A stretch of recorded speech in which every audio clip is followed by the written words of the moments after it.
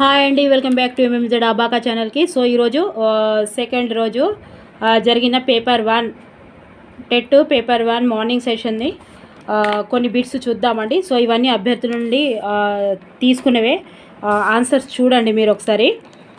So ముందుగా అభినవ పోతన బిరుదు ఎవరికి ఉందని చెప్పారట. సో వరదాచార్యులు. ముత్యపు చిప్ప అర్థం, ఇది కూడా ఇంతకుముందు వచ్చిందండి. పేపర్ 1కో పేపర్ 2కో వచ్చింది. ఇది శుక్తి. ముత్యపు చిప్ప అర్థం శుక్తి. శ్రామిక చీమ పని కానిది అని ఇచ్చాట. శ్రామిక చీమ పని కానిది. గుడ్లు పెట్టడం దాని పని కాదట ఆన్సర్. సో కొరివి గోపరాజు రచనలు సింహాసన ద్వాత్వంశిక ఆన్సర్ చెప్పారు. సో రామాయణం సంధి అడిగాడట. ప్లీజ్ తెలిస్తే చెప్పండి, రాయండి. ఖచ్చితమైన ఆన్సర్ తెలిస్తే దయచేసి చెప్పండి. రామాయణం సంధి. వృత్యానుప్రాస అలంకార నిర్వచనం. గుర్రం జాషువా రచన కానిదే అని ఇచ్చాడట. సో ఆప్షన్లలో తృణకంకణం అని ఉందంట. తృణకంకణం రాయపోలు సుబ్బారావు గారు రాశారు. సో గుర్రం జాషువా రచన కానిది, తృణకంకణం కానిది అని ఉంది. ఆన్సర్ ఈస్ తృణకంకణం. రఫ్లీసియా సైజ్ అండ్ వెయిట్, పొడవు అండ్ అది వెయిట్ బరువు ఇచ్చాడట. సో ఇది 4th క్లాస్లో 100 పేజీలో ఉంది బుక్లో. 1 మీటరు అండ్ 7 నుంచి 10 కిలోల వరకు ఉంటుందట ఈ పువ్వు. సో చూడండి, 4th క్లాస్లో కొత్త న్యూ బుక్లో ఉందండి. పాత బుక్లో వేరేలాగా ఉంది. న్యూ బుక్ చూస్తాడు కాబట్టి new books. 4th class book చూడండి. 10వ యతిస్థానం దేనికి అని ఇచ్చాడట. మరి ఇది ఇచ్చాడా తెలియదు. ఉత్పలమాల యతిస్థానం 10 అండి. ఇది ఇస్తే ఇది రైటు, ఇది ఇస్తే ఇది రైటు. తెలంగాణలో మిర్చి పండే జిల్లా అని ఇచ్చాడట. సో ఆప్షన్లో ఏముందో తెలియదు, కాకపోతే ఖమ్మం అని కొంతమంది చెప్పారు అండ్ మహబూబాబాద్ అని కొద్దిమంది చెప్పారు. సో ఆప్షన్లో ఏముందో తెలియదు. ఇది లేకపోతే ఇదంట. సో ఇది లేకపోతే ఇదని చెప్పారు. చూడండి, మీకు ఆన్సర్ కరెక్ట్గా తెలిస్తే చెప్పండి దయచేసి. మణి ప్రవాళ శైలి ఎవరిది అని అన్నాడట. పాల్గురికి సోమనాథుడు. హరిత్తు అర్థం అడిగాట. హరిత్తు అర్థం సింహం అండి. కోల్బర్గ్ పూర్వదశ అని ఇచ్చాడట. పియాజే, Bandura, Bruner, NCF, Edgar. Kohlberg ఏ దశ అని అడిగాడట.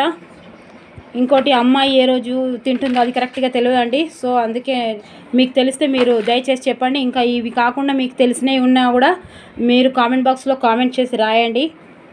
పటాలలో పసుపు రంగుతో సూచించేది అని ఉంది. పీఠభూములు 8th క్లాస్లో ఉంది. ఇది పీఠభూములు. నాకు రక్తం ఇవ్వండి, మీకు స్వతంత్రం ఇస్తాను అని చెప్పింది సుభాష్ చంద్రబోస్. ఆన్సర్ ఈ సుభాష్ చంద్రబోస్. సప్తర్షి సమాసం అంటే ద్విగు సమాసము. ఆన్సర్ ఈ ద్విగు సమాసము. అభినవ కాళిదాసు బిరుదు ఎవరికి ఉంది అని అడిగాడంట. వానమామలై వరదాచార్యులు.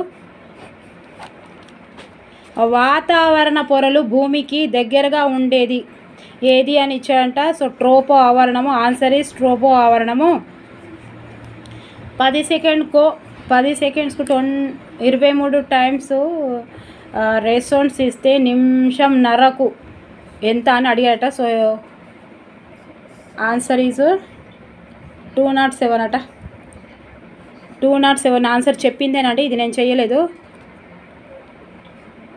ఇది చెప్పిందే 207. 207. శిలాజ ఇంధనం ఏది అని అడిగాడట. కర్ర బొగ్గు, బయోగ్యాస్, సహజ వాయువు. 6000కు 10%, ఏడాదికి ఎంత, వడ్డీ ఎంత అని అడిగాడట. సో 600 అండి. ఇది చెప్పింది నేను రాసుకున్నాను చూడండి. మరి మొక్కలలో అలైంగిక విధానము అని అడిగాడట. ఆన్సర్ తెలియదు. ఇంకా సైకాలజీలో పరిహారాలు, అభ్యసన బదలాయింపు, పరిశీలన, అభ్యాసనం ఇచ్చట. సంగ్రహణాత్మక మూల్యాంకనం ఎన్నిసార్లు జరుగుతుందని ఇచ్చాడట. 2 సార్లు అండి. 2 సార్లు. ఇది 18 divided by 3/4 answer is 27. Answer is 27 అంట.